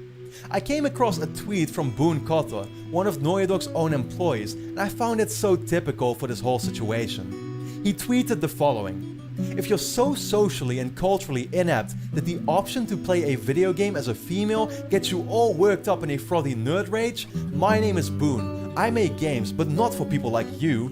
Your kind is done, mate. Do everyone a favor and fuck off. You're embarrassing." How deep does this rabbit hole go? Well, this was the same tweet that Southpaw just shared with us. Yeah. I put in the chat, but that was like an hour ago. It's fine. Look, all of this stuff is good. Completely give away all the information about who's making the game, what their priorities are, and if they're successful and they have a market, then they'll be successful in it. You just have to give in to the fact that you're not going to change their minds, you're not going to change their content. Either you're going to pay for it or not. What do you want to do? And my suggestion to people is to not pay for it. And then when they all get fired, then you can see them have a meltdown. That's the win situation. Because all of this is just the implication that we're all bad people because we don't agree with them. We can't change enough to be like them. I'm sorry, I'm not you. Are you sure about who you are enough to try and force me to be like you and tell me to screw off? Okay, I don't really care. Even if there are people out there that get so worked up over the option to play as a woman, are there that many of them out there that it's worth even addressing them? They're very crazy, really tiny minority. Nobody has to give a shit about you. There's no rule that says that, or your game, or your fucking opinion. I'm sorry. So whatever you put on Twitter, go ahead. I don't have to care about it. I can just ignore it. Everybody else can ignore it. So you can you can say, we want to make good games, inclusive games, games that disregard your toxic gamer real bullshit. Okay, then go do it. You have the job. I don't have the job that you have. I don't have the power that you have. I don't have the paycheck that you have. The fuck are you getting mad at me for? I didn't do anything to you. Well, all these, and if you're not talking to me, then who are you talking about? Well, if you don't like my politics, don't buy my book. Being gay is not politics. Okay? And I'm sorry that so many people get fucked up about rights arguments. Everybody has the same rights. We all have the same rights. That doesn't mean that you get treated the same. That's never going to be the case. Nobody's treated equally because everybody looks at each other, everybody's a human being, and they all make a billion prejudices in their mind that they're not even conscious of. If that's the case, and that lines up with exactly what people are saying about subconscious bias, what are you going to do, brainwash people? Inject them with something to make them less judgmental or something? What is the procedure here? Because all I see is this ending in 1984. How does it not add up to people just telling me what to think and how to feel about something? That's the number one thing I don't like. Gaming, especially, when I was a kid, gaming was always about escaping from reality so that I could go to a world that I had the options to choose how it was going to be. What's the difficulty level? Am I the good guy or the bad guy? Am I playing dress up in the fucking past or am I going to the future? It's my game. And now you're trying to fuck with me in my game. I'm already up when I was a kid, right? I'm already upset. I'm going to school every day. I hate my life. Now I'm going to work and I still hate my life. So what now you want me to hate my second life? Now you want me to? Why do I have to die? Why do I have to ingest and intake all this negativity from everybody? Where's my silver lining? Why can't I just enjoy something? Do I have to go to Minecraft to find that? What does it take? Like, Of and course. then it's all a direct attack. I take it on my personality and as a gamer. Like, oh, because I play video games, somehow I'm some sort of a politician. It's so droll. It's like the number one thing is that, and I'm not even afraid of this anymore. It's below my intellectual level. Like, all of this stuff is like a waste of my existence. In 50 years from now, no one's gonna give a shit about this stuff. People are still gonna give a shit about Plato. People are still gonna give a shit about Aristotle. So can we get to an actual argument? Because this is all like stuff that I got over when I was in like 2nd grade. Why are we letting the 2nd graders and the insane people run the asylum? So stupid. I'm writing a book series that's set in Atlanta, so it is going to have a very diverse cast because Atlanta's a city with a very diverse population. I'm not going to really talk much about how, if you have a problem that over half the cast is black, or I have a major character who's trans. I was like, well, no. I think that it would be more productive to try to appeal to people that normally don't consume stories. Give my story a chance. See how you like the characters. See if you can connect to them as people, and you can see past what are arbitrary characteristics they have, such as their race or whatever, and see where we go there. Because I think that'd be a lot more. Oh well, you can just fuck off. Like, well, you're losing potential customers by doing that. You're even alienating people that would otherwise like sympathize with your, because you're such a toxic asshole to people that aren't 100% with you for whatever reasons. Maybe they were just born into a conservative. They didn't have a liberal upbringing. Maybe they don't, because they were raised differently.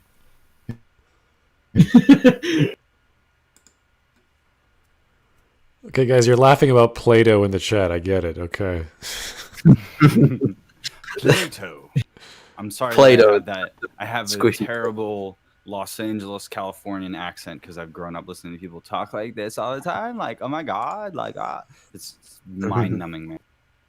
Yeah, I love Play-Doh too, man. I have a box of it. I just kind of pull it out and squeeze it and play with it.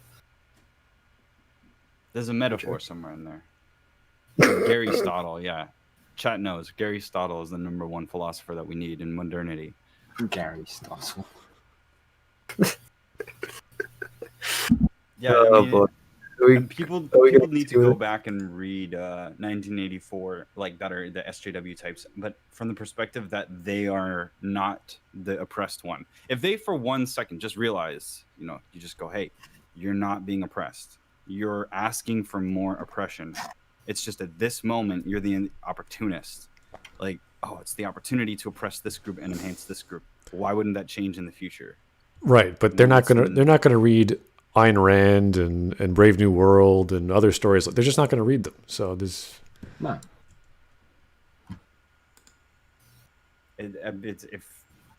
That's the problem that I have. That's why I was saying about the intellectual stuff. If it was stimulating, if I was having a real political argument with somebody about policies that were workable in the world that has been established, and it wasn't just like a fantasy of like, oh, I'm an anarcho socialist or something like that, and okay, yeah, that's totally going to happen.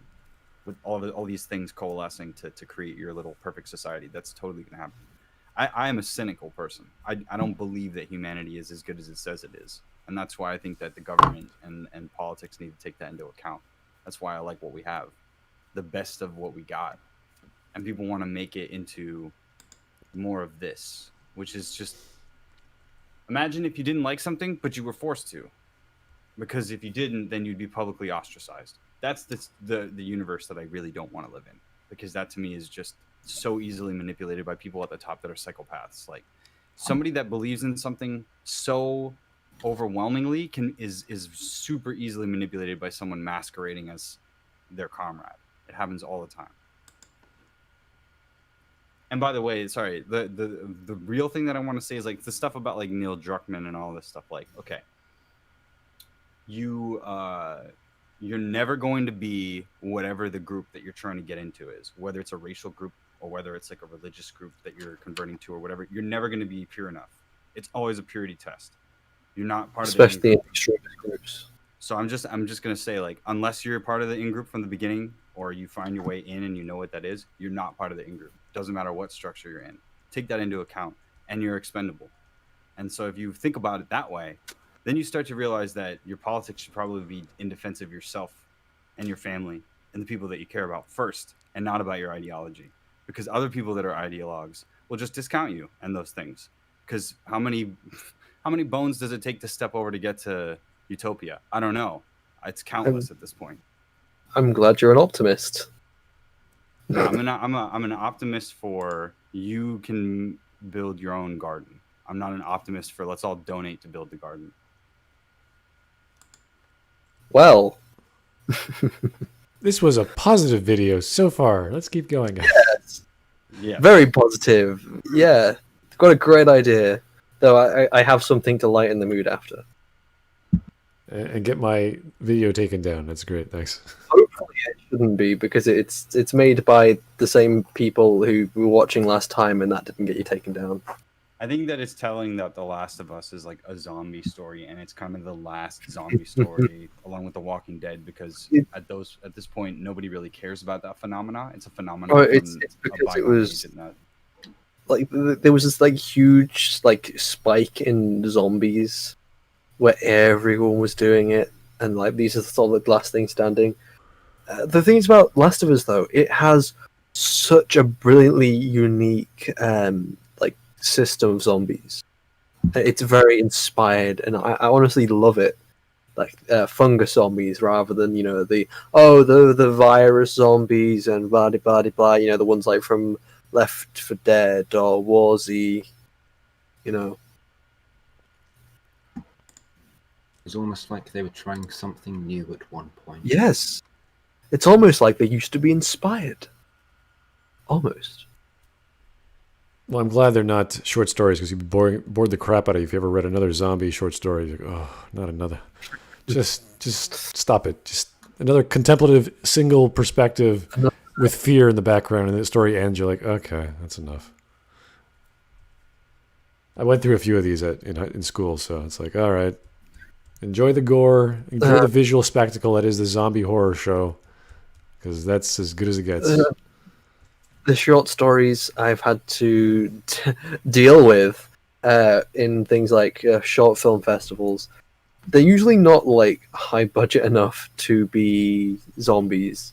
Usually they're very much filled with sort of like the type of politics that smash you over the back of the head.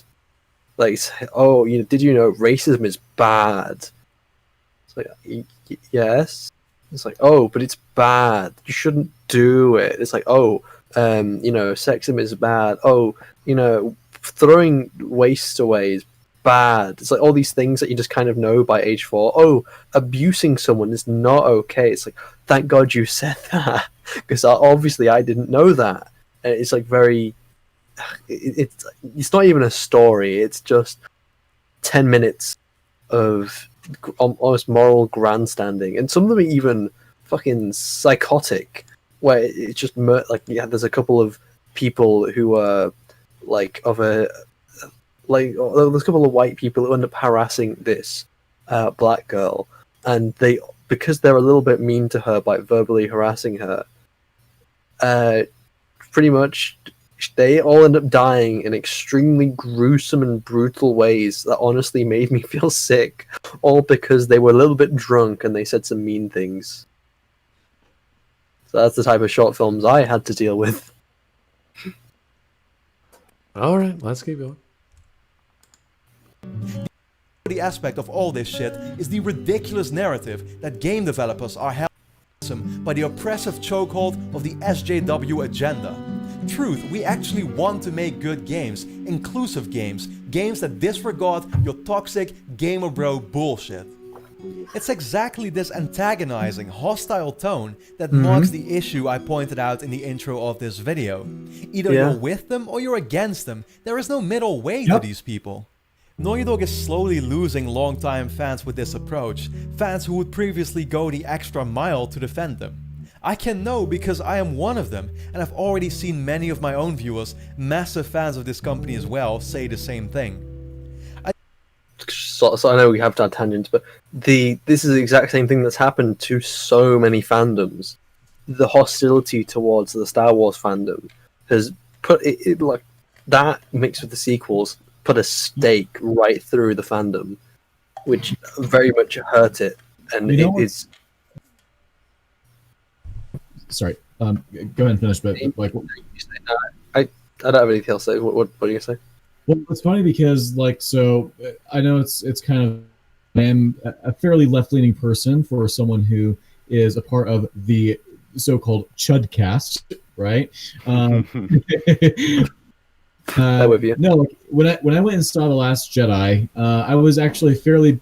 I had some SJW tendencies, admittedly, anti-Trump at the time.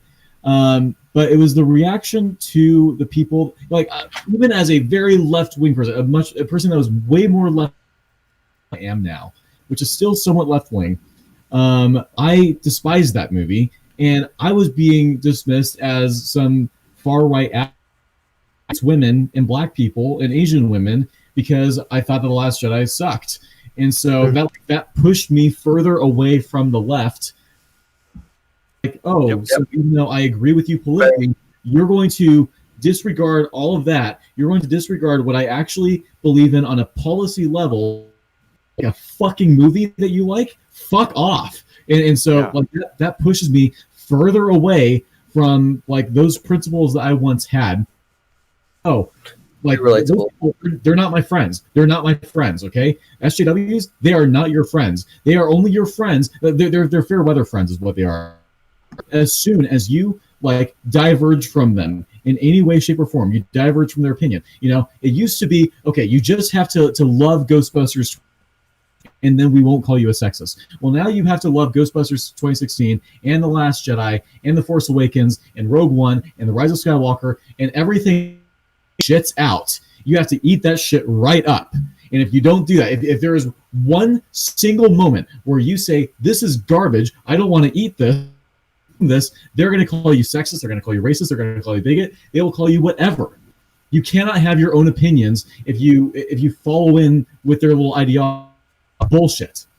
Yeah, and what's funny is like you're saying left wing or right wing or whatever, and it's like, to be honest, what we're talking about is dependent on whatever we're talking about. It's like what is the argument? The argument is about the fact that people should do something, or what are we going to do, or what can we do? It's like, specify, and let's not play this game where I'm white, you're female, so then therefore that's not how the game works. That's not how reality works. It's what are we going to do with the common amount of money that's available based on these taxes, or how many people that we have to do whatever job that we need doing.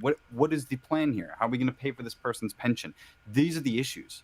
All of this identity politics is distracting from the actual politics and the actual issues. So everything goes on behind closed doors because outside the doors there's a riot, and everything underneath the riot creates the necessity for an emergency police action. So that and you're like, okay, so how am I going to get my answer?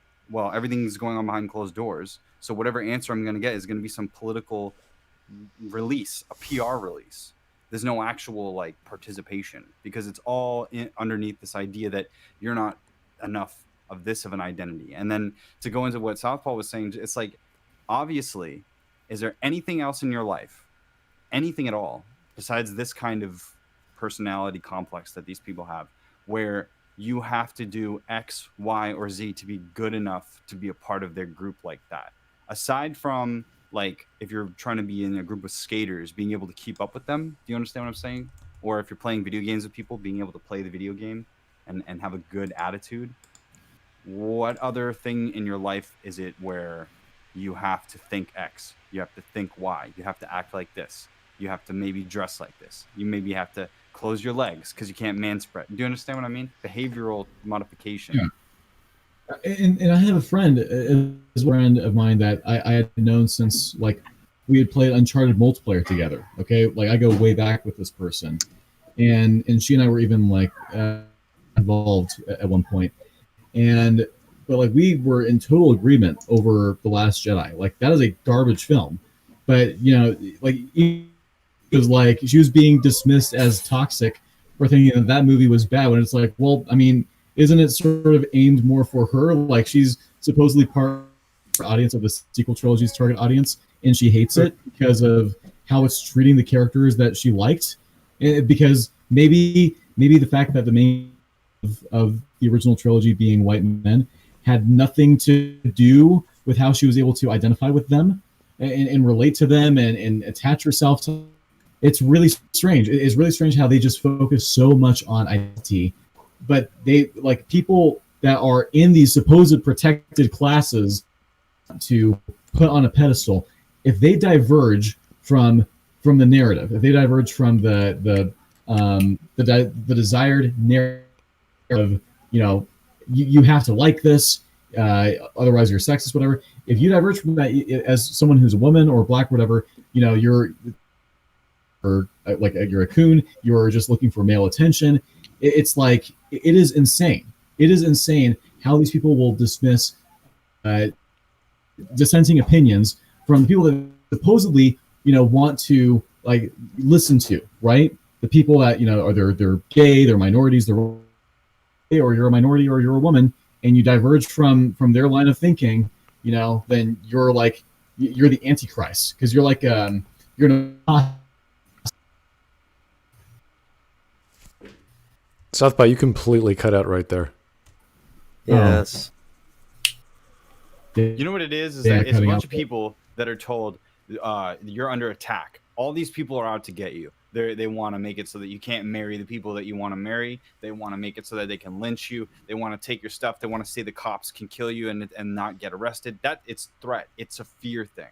And we're expected to like go, oh no, we're not like that. We're this, that, like, instead of just being given the benefit of the doubt by default. Like, wait, what do you mean? I don't want to kill anybody. That's a waste of my life. I'm busy over here trying to do my thing. I don't have any interest in taking away your rights or contesting them. And all the people that are trying to do that, what is the right that they have according to the Constitution to say, oh no, you can't have a ceremony to get married, or that you can't, exist as a person of this skin color or whatever. None of that is real.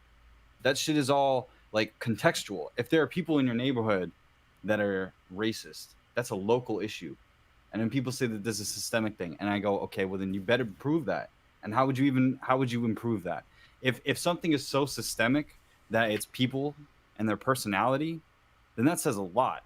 And you got to find that underneath all of the laws that we have that say everybody's equal. Everybody has the right to do this. Everybody has a right to an attorney. Everybody has a right to all everything. Anything that you can think of, you already have a right to. What you don't have a right to is privileges. That's the weird part. Everybody is always talking about privilege this and privilege that. It's like, no, privileges are earned. Somebody earned that stuff. And if you have unearned privileges, let's investigate that. That's when it starts to be like nepotism and stuff, when it's undeserved. But that's different. So I just have a huge problem with all of the initial arguments that we have. It's like, look, all of these things, all of these agenda things, how does that improve the game? And if that's not the issue, why are you making a game? Why not just go out and make a movie about oppressed people in an apocalypse, which are two things that don't go with each other? Here's a super chat from Jake the Surgeon. Thank you, Jake. Hey guys, hope you're doing well. Stay safe and healthy. Okay. Yeah, we're doing fine. Thanks, Jake. I think everything's cool over here. Can't speak for everyone, but I think we're okay. I'm doing tremendous. Alrighty. We are covering a very positive video. We're all Very having positive. lots of... Yes, we're all positive here. Nothing negative. I'm not really upset. I'm kind of like just concentrating this consistent pattern I've noticed into I'm not trying to be angry. I'm very passionate about the fact that we've gotten to a point where I feel like I'm having one conversation about the same thing over and over again, where it's like like I was saying earlier, Star Trek, Last of Us, Star Wars. I feel like it's the same conversation. I feel like I'm going crazy a little bit because of that. Because like nothing's changing, even though I say the same thing every time. I'm not like dissing your argument by any means. It's just like we were trying to make this all positive, and then we end up getting to these large. I'm not quite sure where. I honestly just thought this was going to be a video about like how the quality of writing was going to change, but I mean, well, it seems I was wrong about that. I'll take some of the blame for like adding some anger to this. It's just that I did like the first Last of Us game. I was looking forward to The Last of Us Part 2, and I am just so saddened by this whole topic, you know? I understand and agree with a lot of what you're saying. It's just I'm usually a very sort of like calm, level-headed person, even if I'm not shiny. Pardon? This is all your fault. Yes. It's all my of course. It's I mean it's like, you know, you can be positive about it, the fact that this guy picked up on it really early and that people aren't having it, but it's another one of those things where I feel like, you know, like I was saying, the circuitous nature of this. I remember these conversations in 2014, and it was Anita Sarkeesian. Like, we're having a conversation about her 6 years later, and they're still bringing up stuff like Gamergate. I really thought that was over, like, in 2015. I remember being involved in all the same, and I feel like we're repeating history. So, I don't know. I hope that I can have those two rants or whatever that I had, and then now I don't have to repeat it again. But that's why I've been so quiet. It's because it's like that's what it comes down to. I don't really know what else I have to say on the matter. He's hitting the nail on the head in this video, and so like really, like we're talking about things. Yep, he's right, but it'd be nice to kind of like just sort of let it out of our systems about how they're fucking ruining everything right now, and you know, sort of expanding on what he's saying. I find it strange that when we cover the other videos, we're usually going on tangents because they're a lot more interesting than what we're actually covering. But now we're going on to tangents because we don't actually have anything to say other than, yeah, we agree. Well, it's good. I'm not, you know, I like this video. That was one of the things that I was interested about talking about this video earlier. But I know that this is in the same spirit, I feel like, that is coming from this video. I feel like I'm just speaking 2 years later. Like, everything he said was right, and you know, what could you do to stop it? You can't really do anything. And so what I'm trying to get at here is that do you remember when The Last Jedi came out, and I'm pretty sure people went through an emotional withdrawal in that, and it keeps happening to different degrees. If you're a huge Star Trek fan, you had it with Picard, like I've said a billion times, all that kind of stuff. What do you mean withdrawal specifically? Okay, so, you know, before The Last Jedi, in your mind, in the canon, Luke Skywalker was not dead. And now when we talk about it, Luke Skywalker is dead. It's kind of like a Schrodinger's thought experiment. Like, you can say he's not, but in the canon he is. And so you have to process that old character dies. And then that's going to happen again here. That's going to happen in Last of Us 2 for all the fans that are like, oh man, I love this character. Personally, when it comes to things like the sequels and Picard and Discovery, I don't really think about them. I don't have anything which you're describing, because I just, you know, I don't really think about them unless they come up in discussion. I don't think about them as being canon sequels or prequels or anything like that. I mostly just keep the things I like or accept within with what I hold as, say, Star Wars or Star Trek. I just would have loved if these characters could have send off. Like, I'm okay if you want to kill off like Luke Skywalker or Joel or whatever. Just give them a proper send off. Give them something that would be like narratively fulfilling. Like, I feel like, okay, there really are no more stories that you can tell with this character. There were more stories that you could have told with Luke Skywalker. There were more stories that you could have told with Joel. They could have on Joel and Ellie's relationship after what he did to save her. You know, he doomed the Earth to save her. And now they're going to squander all of that potential fucking boring, basic, bitch-ass revenge story. You know, the cycle of revenge is so horrible. Well, maybe we should continue the video. Yes, here's a super chat from Linkensky. Thank you, sir. Don't worry, The Last of Us 2 will be a game. Yes, I agree. It will indeed be the thing it is supposed to be. But you know, it'll also be a game I'm not going to play. Yeah. I just hate seeing strawman arguments made up to attack regular gamers, saying we don't like playing as females, that we're sexist, homophobes, or toxic gamer bros. Meanwhile, all of us grew up with characters like Lara Croft. We play games with female protagonists all the time, and none of us minded Left Behind storyline. Of course, there is that small amount of actual idiots, but it's such a small fraction, and most of the people complaining are doing so with legitimate arguments that are simply ignored, and they're all put into the same camp. There's no need to always assume the worst out of people, that if they have an issue it means that they have the wrong intentions. The majority of gamers liked The Last of Us for its story about survival, the bond between Joel and Ellie, and the vicious gameplay in its brutal world. The more you shift focus to other elements, the less people are going to be happy about it. It's not that complicated. The majority of gamers are men. The majority of gamers are straight. They won't mind a character in a gay relationship, but they won't get excited for it or ask for it either. That's not in any way disrespectful to those who do, and it sure doesn't make them homophobes. The gameplay shown at E3 looked awesome, but what is the one thing that the media and Naughty Dog makes the focal point of conversation? Exactly, it's the kiss. Yes, many of their previous games had characters in relationships, but never did that get the focus at E3. I'm just so tired of it all. I used to be such a fan that I'd follow these developers on social media because of their passion for making games, the insight that I'd get that I otherwise wouldn't have known about. Nowadays, that's far from the focus. It's all about political talk and social issues. That's a choice and they're free to make it, but the consequence is that I am becoming less interested in their work as time keeps passing, and I find that a shame. I think about the Naughty Dog that I loved 10 years ago, how at no point I ever felt the need to question the thought process behind a certain character. You know what the funny thing is? Now that I did for the very first time, I actually realized how diverse the cast of the Uncharted games was all along, without ever feeling interrupting or taking me out of the experience. I'm all for freedom and equality, but I cannot stand the social justice movements that we see today. Contrary to what they claim to be, they are incredibly intolerant and forceful in their views. That being said, of course the opposite side also exists, and I despise the people that make fun of gay characters and disrespect people who aren't alike just as much. But what some developers and the vocal gaming community out there fail to realize is that the overwhelming majority are rational, intelligent gamers. They can disagree in how they feel about these decisions, but they certainly don't deserve a specific label put onto them for the way they feel. Most of us play games just right on the money. Like, I don't know if there's a single word that he has said in the last couple of minutes that I did, well, last 18 minutes really, that I disagree with. That's amazing.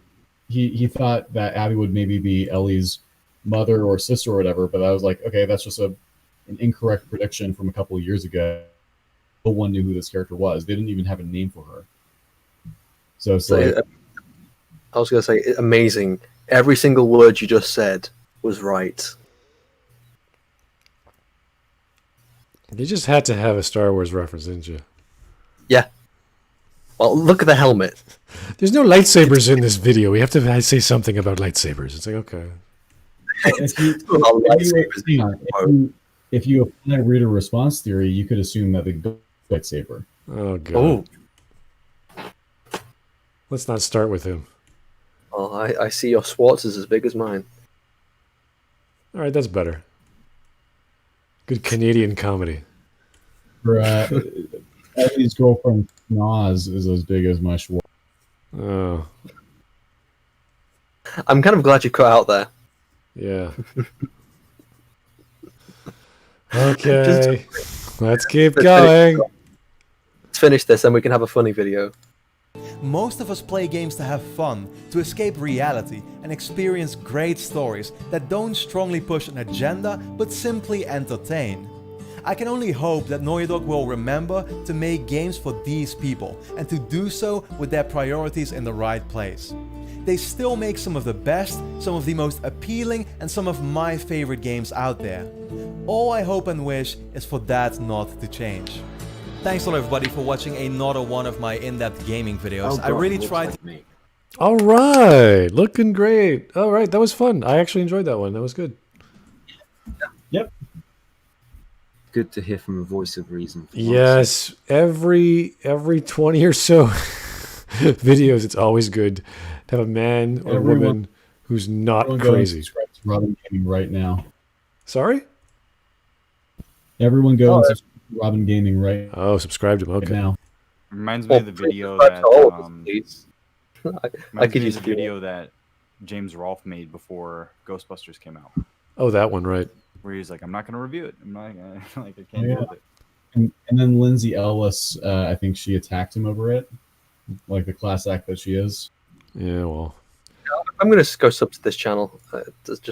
Yeah, there we go. Done. I'm going to watch the latest Tajay video because I want to see what a fanboy really has to say about, I guess, the latest trailer or the latest reveal of The Last of Us Part 2. You got to love the fanboy squealing. It's just such a beautiful noise. You know exactly what it's going to be like.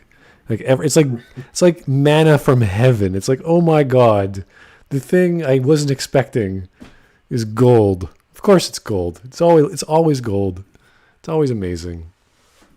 So can we move on to the funny video, which I've been hoping to it's not like anything new, but I don't know if any of you have seen it. It's just funny to watch. We can watch it outside of the stream. How's that? Because I really don't like editing my video or getting it taken down. How's that? All right, fine. Okay, great. Thanks, guys, for tuning in. Appreciate your time. Everyone who just popped in there last minute, like you guys to say, well, you're always great, so I always appreciate your commentary.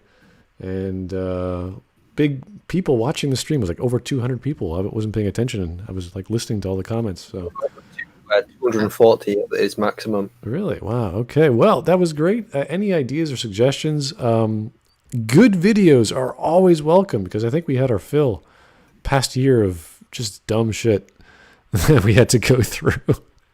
And we're always going to have those crazy, silly videos that not too many people enjoy.